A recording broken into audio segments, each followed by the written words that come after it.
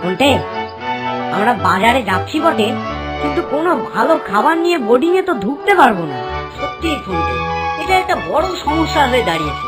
কদিন আগে অমন সুন্দর দুটো কাটলেট ছিনতাই করে নিয়েছিল, তার দুদিন পরে দামি কেকের বাক্সটা ছিনতাই করে নিয়েছিল।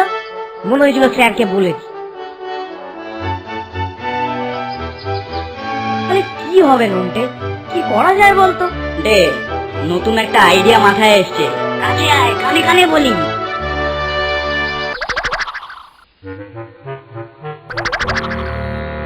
দারুণ দারুণ আইডিয়া, সত্যি ভাই।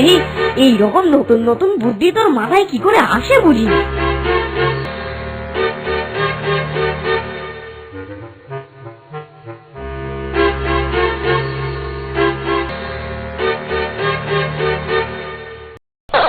ফোনটে আজও বাজার থেকে খাবার আনতে গেছে।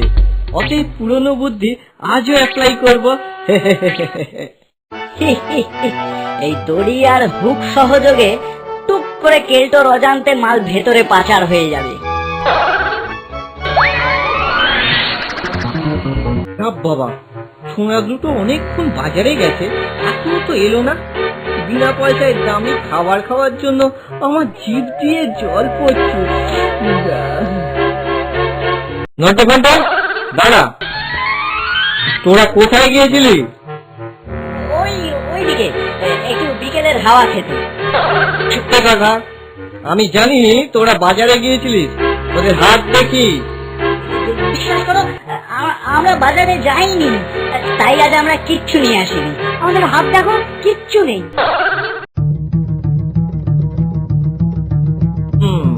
নন্টে আর ফোনটে নিশ্চয়ই কোনো ব্যাপার আছে, না হলে হঠাৎ তোরা বোর্ডিং এর পেছন দিয়ে আসছে কেন? ডাল মে জরুর কুছ কালা হ্যায়। আমি ওদের পিছনই।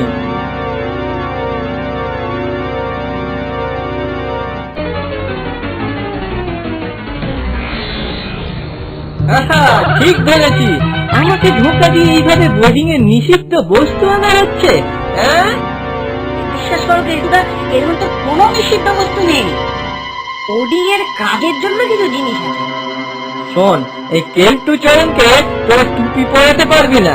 দড়ি দিয়ে তোরা বোর্ডিং এ কি ঢুকাচ্ছিস সেটা এক্ষুনি প্রমাণ হয়ে যাবে। ছাড় দেখি দড়ির ওপরে কি আছে। কেলটুদা, ব্যাপারটা কিন্তু খুব খারাপ হচ্ছে। তুমি আমাদের স্বাধীনতায় হাত দিচ্ছ। ওদের লেকচারে কেটায় আগুন। ছাড় দড়ি, ছাড় বলছি। ভাগি আছে, তোদের এই সম্পত্তি আমি দখলে নিলাম। বিকেলের খোলা হাওয়ায় শরীর মন জুড়িয়ে গেল। এইভাবে রোজ বেরোলে শরীর মন সবই ভালো থাকবে। আরে, এটা এখানে কি করছে? নিশ্চয়ই কোনো নিষিদ্ধ দ্রব্য আমার বোর্ডিং এ ঢোকানো হচ্ছে, কিন্তু কে ঢোকাতে পারে? ব্যাপারটা খোঁজ নিতে হবে। আর আগে এই থলেটা খুলে দেখি ভেতরে কি আছে। চল ফোনটে, কেটো নেওয়ার আগে আমরা প্যাকেটটা খুলে নিই। আমি এবার খাদ্য বস্তুগুলো বাজেয়াপ্ত করব, তারপর ঘরে বসে আয়েস করে খাবো।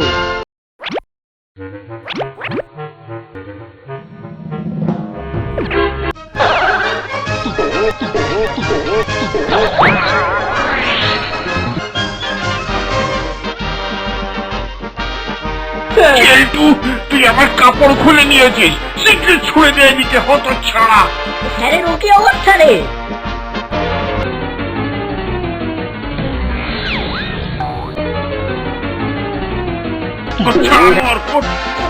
আমার কাপড় লোপাটের ঠান্ডা। ওটা আমি চাইনি, ওটা আমি চাইনি। এসেছিলিস তুই, আর কি চাসনি সেটা পরে দেখছি। আগে আমার কাপড় উদ্ধার করি, তারপর চাপড় মেরে তোর মুন্ডু তুফাক করবো। কত ভাগা! কেলটু এবার নিজের খানায় নিজেই করেছে ফোনটে। স্যারের হাত থেকে যদি বাঁচতে চাস, কিছুক্ষণের জন্য কেটে পড়ো রে বাবা।